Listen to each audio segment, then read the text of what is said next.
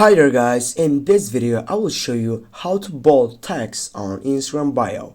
Here as you can see on my bio I don't have a text that it is in his bold section, but what I need to do is just get up on account and just go on the search box on your browser and type for bold text. Now on the first side you need to select it. Then you need to wait for uploading the site that is the most important right here. You need to add text, for example.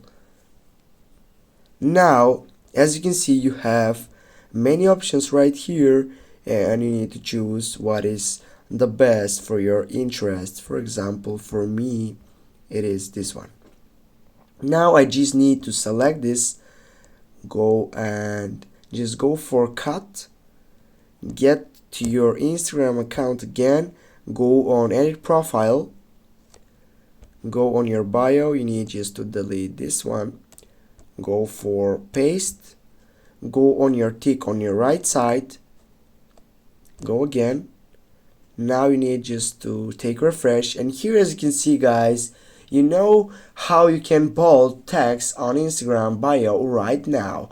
Thanks for watching. Don't forget to hit that like and share the video. Have a nice day. See you soon.